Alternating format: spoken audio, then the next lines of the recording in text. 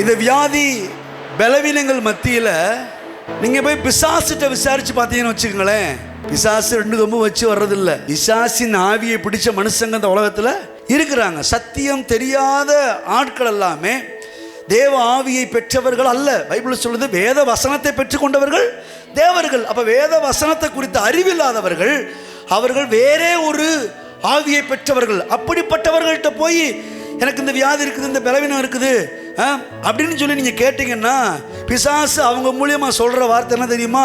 வியாதி தேவனுடைய சித்தம் அப்படின்னுவாங்க. 2வது, தகப்பன் சிச்சியாத புத்திரன் உண்டோ, ஆகவே வியாதி தேவன் கொடுக்கிற சிச்சை என்பார்கள்.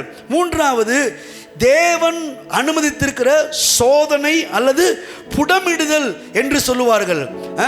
4வது பார்த்தீங்கன்னா, இது தேவன் அனுமதித்திருக்கிற பாடுகள், உபத்திரவங்கள் தான் இந்த வியாதி. அநேக உபத்திரவங்கள் வழியா நம்ம பரலோகத்துக்குள்ள பிரவேசிக்கணும், அதுக்காகத்தான் இந்த வியாதி அனுமதிச்சிருக்கிறாரு அப்படின்ற மாதிரி சொல்லுவாங்க. 5வது, உலகத்தில் இருக்கிற வரைக்கும் இந்த வியாதிகளும் வேதனைகளும் வரத்தான் செய்யும். வீட்டுக்கு வீடு வாசப்படி இருக்கிறது போல இந்த உலகத்தில் இருக்கிற வரைக்கும் வியாதிகளும் வேதனைகளும் நோய்களும் சுகவீனங்களும் பலவீனங்களும் வரத்தாங்க செய்யும் அப்படின்ற ஒரு தப்பான செய்தியை சொல்லுவாங்க. 6வது இன்னொன்று சொல்லுவாங்க, அவன் அன்றி ஒரு அணுவும் அசையாது. எல்லாமே எங்கேருந்து தான் வருது? அவர்கிட்ட தான் வருது.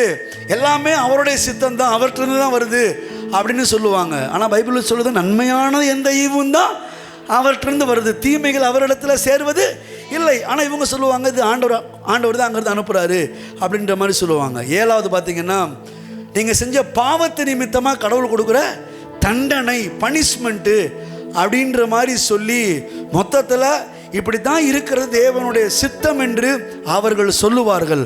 ஆனால் அந்த சத்தத்தை நீங்கள் கேட்டுட்டு அப்படியே போய் ஆண்டவர் சமூகத்தில் உட்காந்து ஆண்டவர் முகத்தை பார்த்து, ஆண்டவரே இந்த நபர் மூலமாக பிசாசு இப்படி சொல்லியிருக்கிறான், ஆனால் இந்த வியாதியை பற்றி, இந்த பலவீனத்தை பற்றி, இந்த சுகவீனத்தை பற்றி நீங்கள் என்ன சொல்கிறீங்க?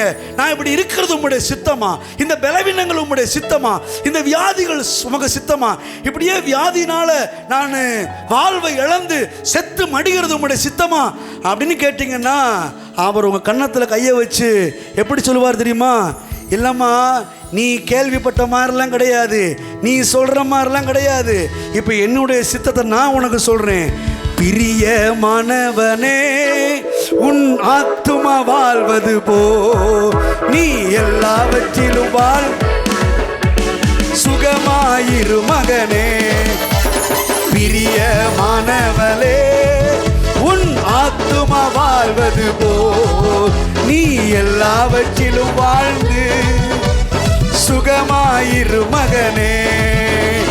வாதை உந்தன் கூடாரத்தை அணுகாது மகனே.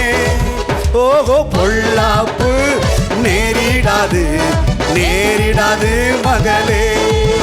ஓ, வாதை உந்தன் கூடாரத்தை பொல்லாப்பு நேரிடாது மகனே. இப்படியே சொல்லிக்கிட்டு இருப்பாரு.